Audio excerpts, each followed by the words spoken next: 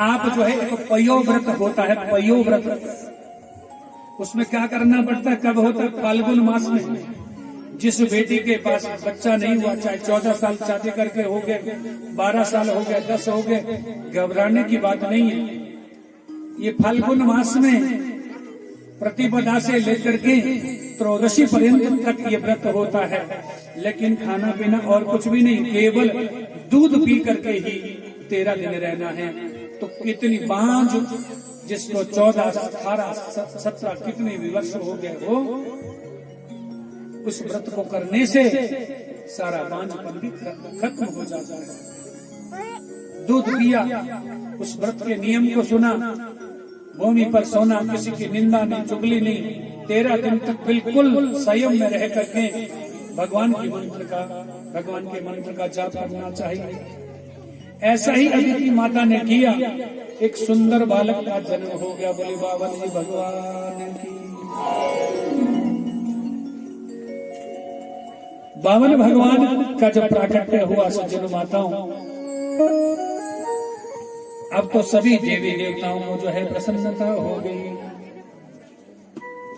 कि श्रोणायाम श्रवणम द्वादश्याम मुहूर्ते अभिजिते प्रभु सर्वे नक्षत्र ताराद्य चक्रतो तज्जन्म दक्षिणम। भाद्रपद महीने में जो है इनका जन्म हुआ है। भाद्रपद महीना कितना अच्छा है, इसमें राधा रानी का जन्म भी हुआ है, बलराम जी का भी हुआ है, वामन जी का भी हुआ है, श्री कृष्ण भगवान का भी हुआ है। और अदिति माता को उनको कौपिन वस्त्र दिया, बृहस्पति महाराज ने जनेऊ धारण करवाया। दिशाओं के जो जगत पति थे उन्होंने छत्र दिया, किसी ने कमंडलू दिया, ब्रह्मा जी ने कमंडलू दिया, सप्त ऋषियों ने जो है कुशा का आसन दिया। और अब तो यज्ञोपवीत संस्कार होकर के बालक बड़ा हो गया। 52 का मतलब जो है 52 अंगुल लंबा चौड़ा। और अब देवताओं ने क्या किया, स्वागत किया। स्वागतम ते नमस्तुभ्यं ब्राह्मण किम करभामते ब्रह्म ऋषीणाम तपः साक्षात् वन्यत्वा आद्य वपुर्धरः। आपका स्वागत है महाराज, स्वागत नहीं अपितु स्वागत है। आप आइए, पधारिए। अब तो महाराज जैसे ही बलि के मंडप पर पहुंचे, देखा बलि कह रहा है सूर्य भगवान आ गए हैं, स्वागत सत्कार किया। पहले ही श्लोक में क्या कहा कि गाम कांचन गुणधाम वृष्टम तथान्यपेयं उतवा विप्रकन्या ग्रामान्न समृद्धा तुरगान गजान्वा तथास्तथार्ध संप्रच्छ। क्या कहा, आपको गाय का दान कर दो, सोने का दान कर दो, और कोई गांव दे दो, या किसी सुंदर कन्या का विवाह आपके साथ करा दो।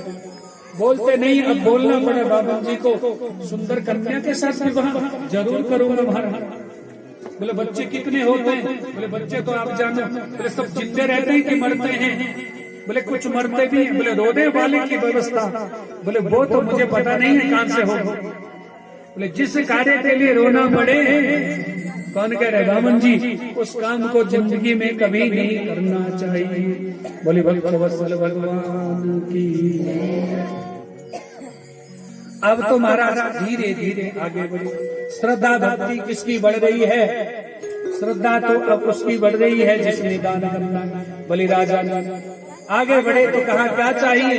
बोले कुछ भी तो नहीं महाराज, मुझे तो छोटा आसन लगाना अपना। किसके ऊपर बैठ करके कहा? बोले 3 पग भूमि चाहिए, बाकी कुछ भी नहीं। कहा मांगना भी नहीं आता। हे पंडित जी, आपको मांगना भी नहीं आता, 3 पग भूमि से करोगे क्या? बोले तुम पहले संकल्प करो, फिर बताऊंगा क्या करूंगा क्या नहीं करूंगा। अब संकल्प करवाया महाराज। संकल्प जो होता है वो रजिस्ट्रेशन है पक्का। पंडित जी जब पूजा करवाते हैं तो संकल्प भी करवाते हैं। कैसा संकल्प करवाया कि ब्राह्मण रूपाय वामनाय इमामखिल्नि पदानि पृथ्वीम् अहं संप्रदद्ये। जैसे ही जो है केतली के समान था ना, जिससे पानी आना था, लेकिन अब क्या किया शुक्राचार्य जी ने, क्या किया, उसमें घुस गए। किसमें? वो जो डंडी होती है ना, ताकि पानी ना गिरे। पानी नहीं गिरेगा, संकल्प नहीं होगा, संकल्प नहीं होगा तो त्रिलोकी बच जाएगी।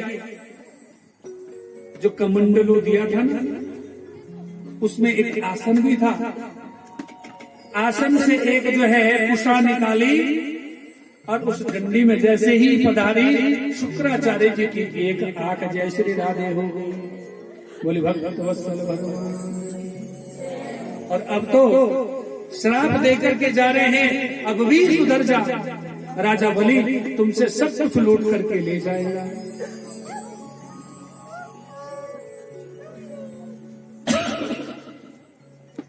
सावरा मेरा सावरा, मेरा सावरा, मेरा सावरा, लूट के ले गया दिल जिगर। सावरा जादूगर लूट के ले गया दिल जिगर। सावरा जादूगर लूट कर ले गया दिल जिगर। सावरा जादूगर लूट कर ले गया दिल जिगर। सावरा सावरा मेरा सावरा, मेरा सावरा, मेरा सावरा, ओ सावरा मेरा सावरा, मेरा सावरा, मेरा सावरा, लूट गया दिल जिगर।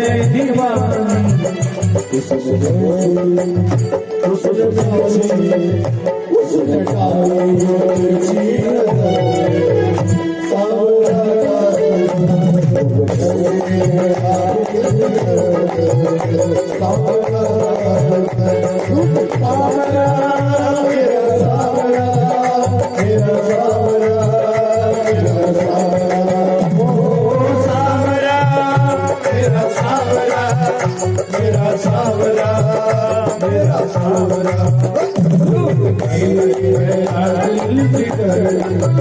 सावरा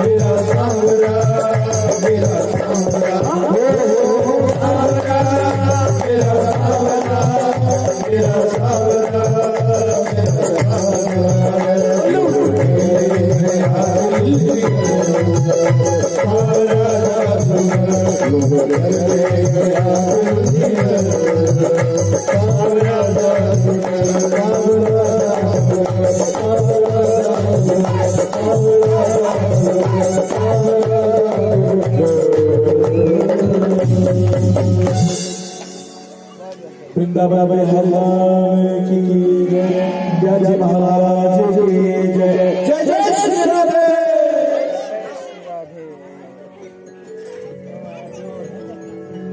शुक्राचार्य जी अपने शिष्य से समझाते हैं, क्या बेटा अब भी सोच ले, मत कर सब कुछ जो है छीन लेगा। ये 52 अंगुल नहीं है, 53 अंगुल है पूरा, छीन लेगा सब कुछ। लेकिन जो दानी होता है ना जी, दान देने से कभी किसी को रोकना मत। प्रेम से बोलो, जोर से बोलो। ये बात भगवान का सिर फिर छुट्टी हो जाएगी। दान देने से कभी किसी को मत रोको। गुरु जी रोक रहे हैं, क्यों? क्योंकि त्रिलोकी जा रही है। और गुरु जी ने यह भी समझाया, क्या बेटा 8 जगह व्यक्ति झूठ बोल सकता है। ध्यान से सुनना, किस किस जगह में। पुरुषों के मतलब की बात बता रहा हूं, प्रेम से बोलो।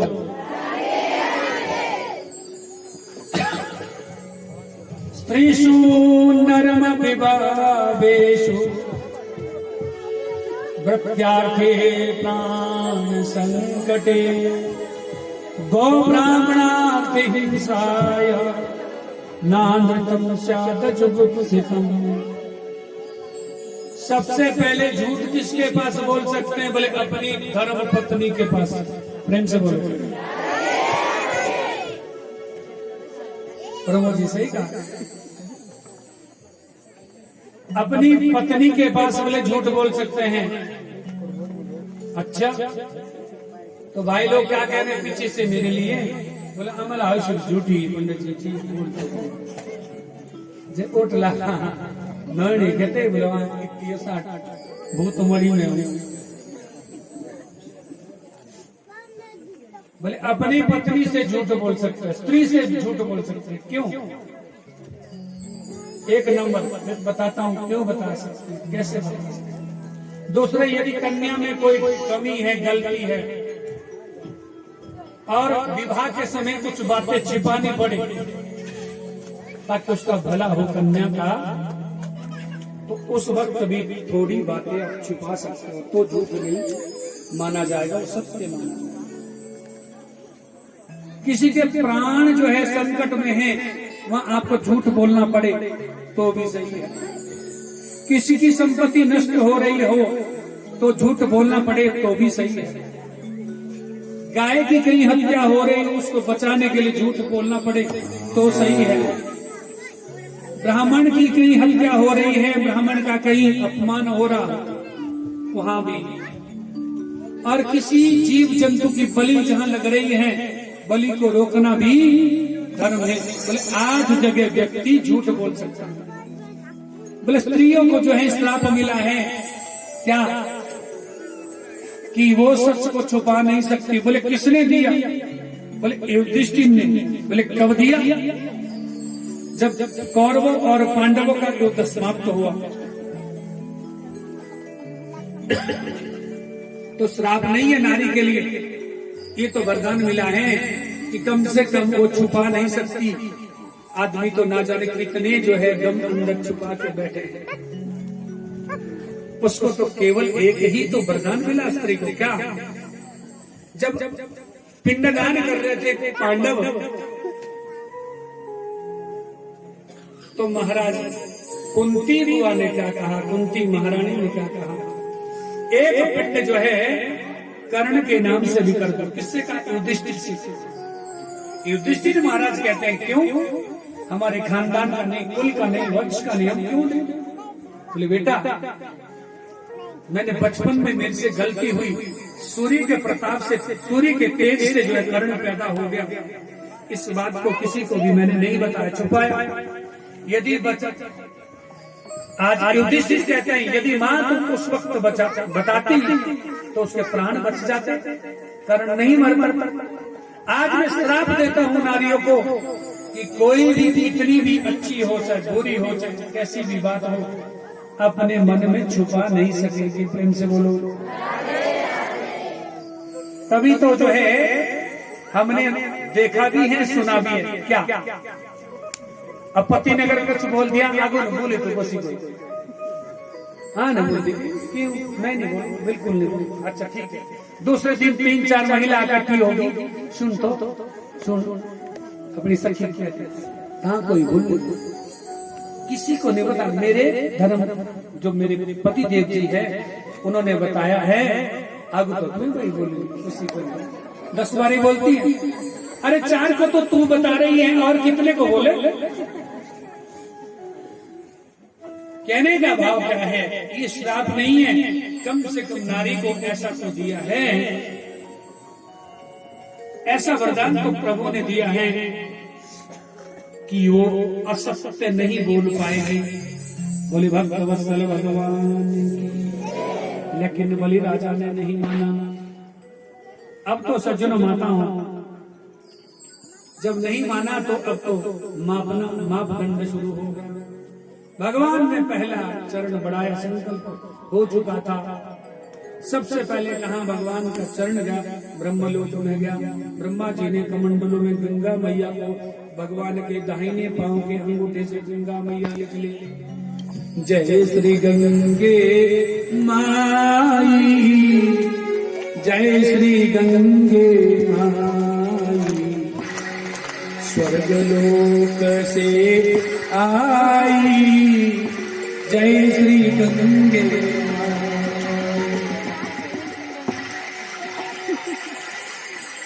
हरिद्वार का कुंभ सजाकर त्रिवेणी कहलाई, जय श्री गंगे।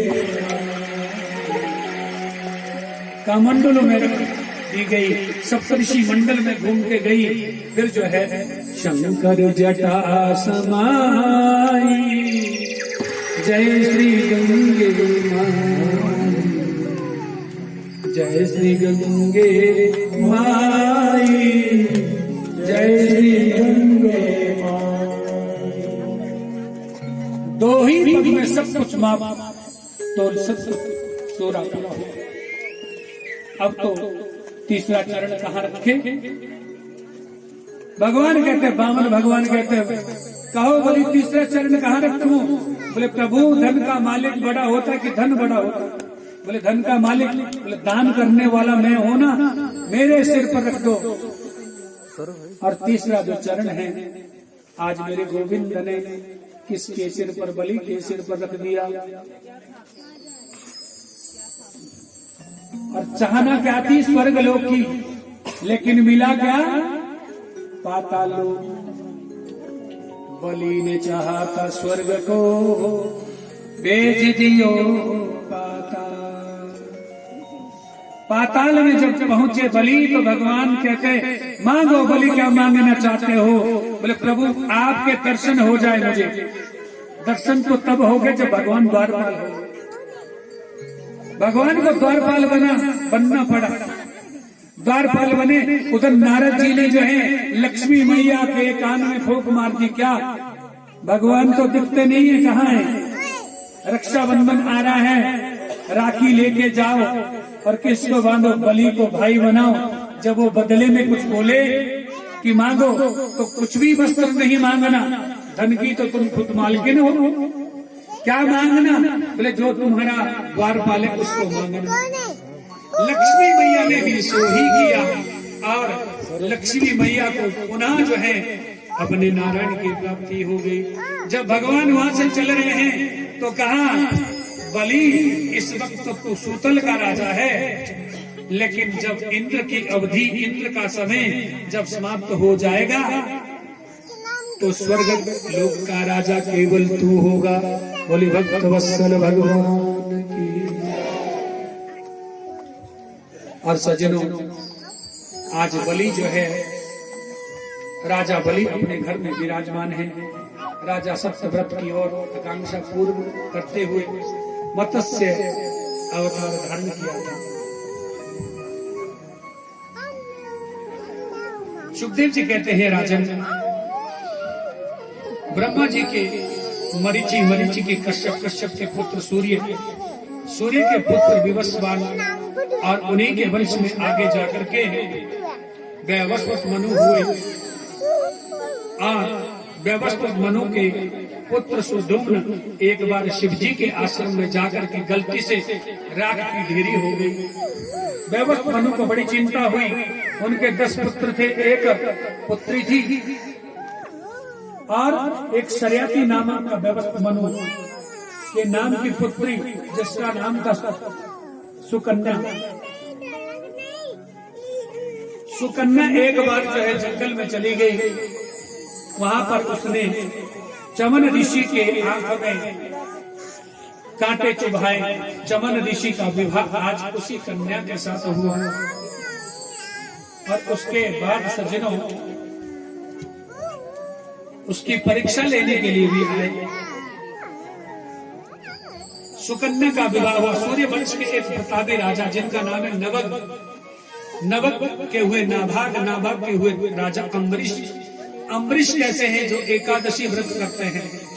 हम गृहस्थियों को 1 साल 2 साल जरूर जो है एकादशी जरूर करनी चाहिए। एकादशी व्रत का जो फल है इतना बड़ा है जितना किसी भी धर्म का, दया का, दान का महत्व नहीं है, उतना एकादशी करने का फल प्राप्त होता है। तो इन्होंने, अम्बरीश जी ने एकादशी की। दुर्वासा जी को भी हारना पड़ा क्योंकि तप का बल ज्यादा होता है।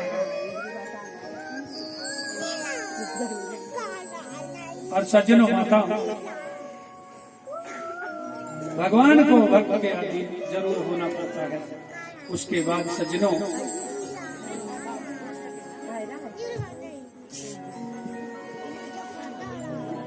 इन्होंने बड़े बड़े यज्ञ किए और यज्ञ में जो एक कलश होता है, कलश, बीच का कलश, जजमान को वहीं सोना पड़ता है जहां पर वो कलश स्थापित होता है। गलती से रात्रि में प्यास लगी, पानी पी लिया, जिसके कारण इनको गर्भ स्थापित हो गया। किसको? लेकिन इनके गर्भ से एक बालक हुए जिनका नाम हुआ मामधाता।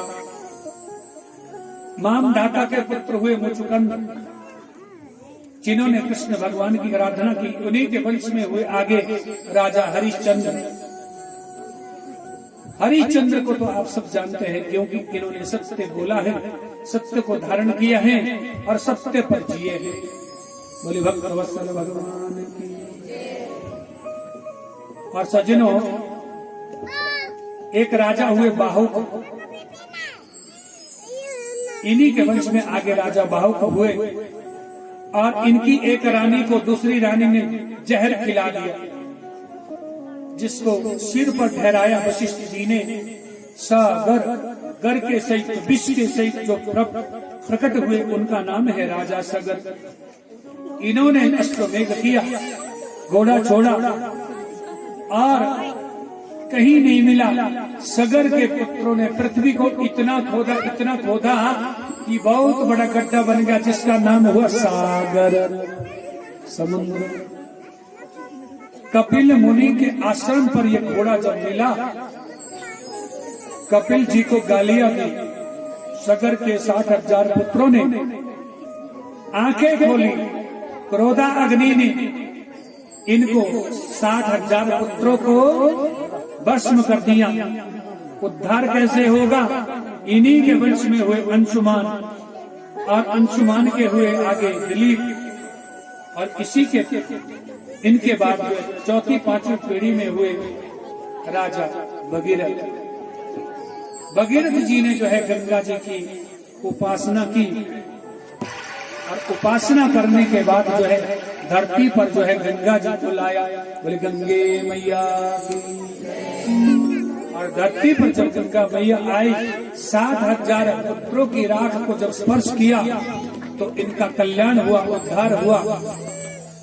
सज्जनों माताओं, मां पराक्रमी भगीरथ के वंश में हुए राजा खटवांग, खटवांग के हुए दीर्घबाहु, दीर्घबाहु के हुए राजा रघु, और राजा रघु के हुए राजा अज, अज के हुए महाराज दशरथ।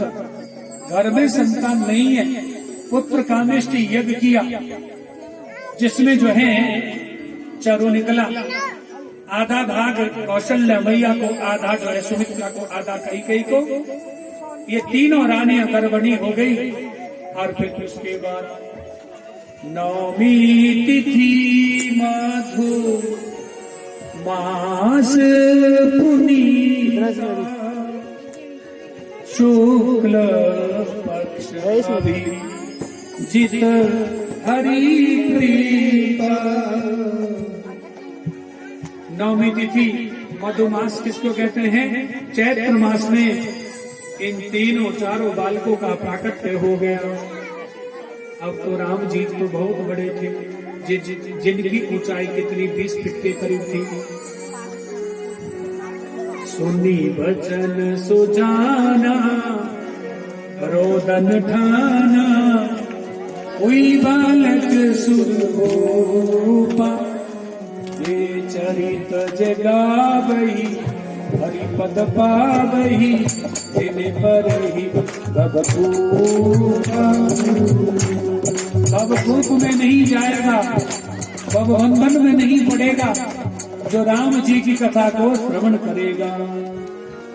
श्री रामचंद्र